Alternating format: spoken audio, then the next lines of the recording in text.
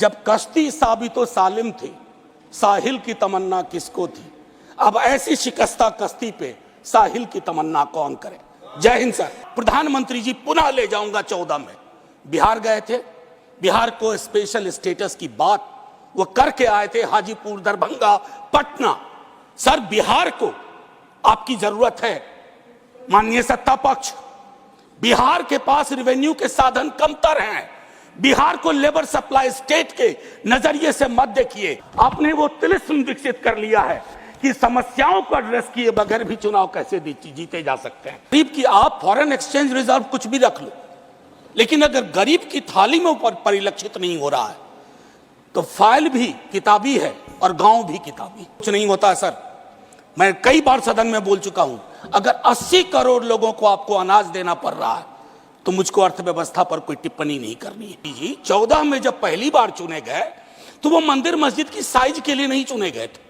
2 करोड़ प्रतिवर्ष नौकरियां उनका वादा था। माननीय प्रोफेसर मनोज कुमार झा जी।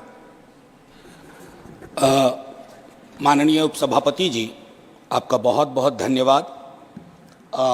मैं सिर्फ ये कहना चाहूँगा, आज सुबह जब पता चला कि economic situation in the country पर शॉर्ट ड्यूरेशन डिस्कशन है, तो मुझे कभी नहीं लगा था कि हमारी पूरी बातचीत टैक्सेशन, फॉरेन एक्सचेंज रिजर्व्स और वगैरह वगैरह की चीज़ों में रहेगी। अर्थव्यवस्था का वो एक चेहरा हो सकता है, लेकिन एक जनप्रतिनिधि जो राज्यसभा और लोकसभा में बैठे हुए हैं, उनके लिए आर्थिक परिस्थिति पे जब हम बात करते हैं ना, तो सर सबसे पहले गरीब की थाली नजर आती है।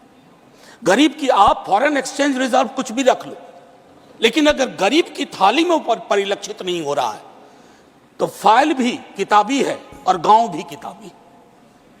मैं सिर्फ, और हाँ बहुत बढ़िया कहा जावड़ेकर साहब ने कहा 80 करोड़ लोगों को, हालांकि मैं उस शब्द का इस्तेमाल नहीं करूंगा कि मुफ्त कुछ नहीं होता सर।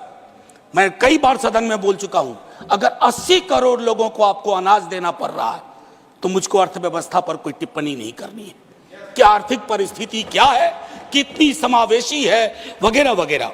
सर माननीय उपसभापति जी, सुधांशु जी जब बोल रहे थे तालियां बज रही थी सत्ता पक्ष से, बजती भी हैं।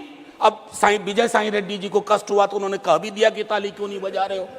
तो जब सुधांशु जी ताली बजा रहे के वक्तव्य पे ताली बज रही थी तो मुझे लगा कि गांव शहरों के बेरोजगार पर यह ताली कितनी भारी पड़ रही होगी।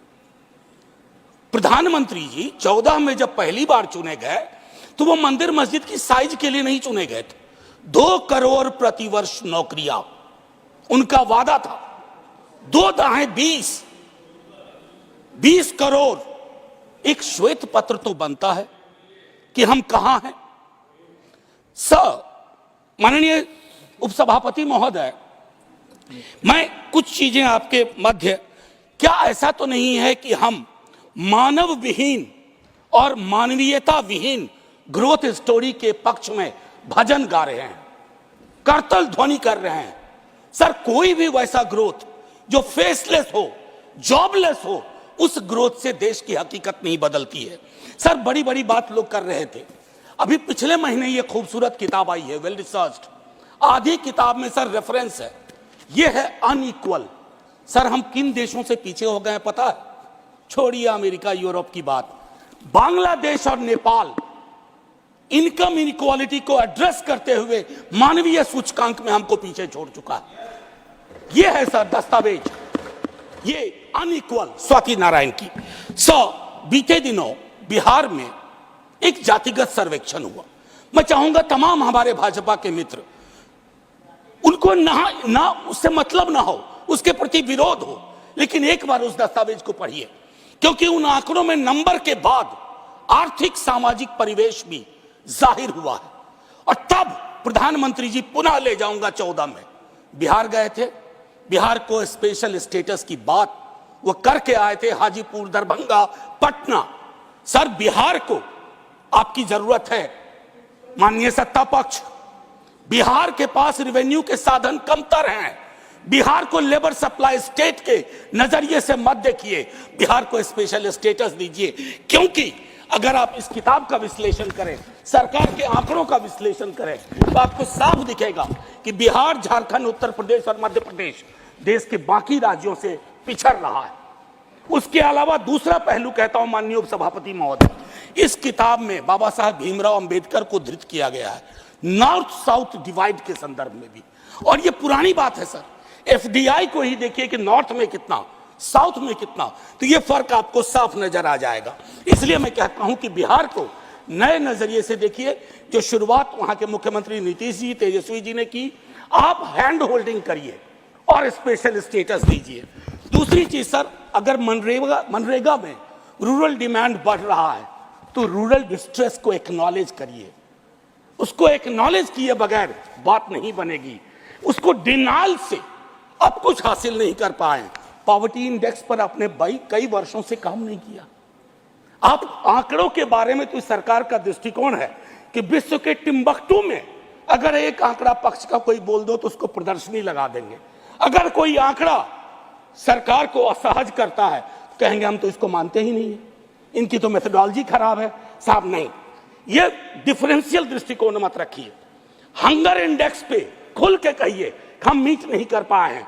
ये सत्ता पक्ष और विपक्ष का मामला नहीं है, ये मामला है हमारे कलेक्टिव फेलियर का। हमें एड्रेस करना होगा। आपको असल में लग गया सर, बस 1 मिनट लूंगा माफी के साथ सर, आपको असल में लगता है कि आप इनकम इनइक्वालिटी की बात ना करें, पॉवर्टी रिडक्शन की बात ना करें, अनएम्प्लॉयमेंट एड्रेसिंग की बात ना करें, चुनाव आप फिर भी जीत जा रहे हैं।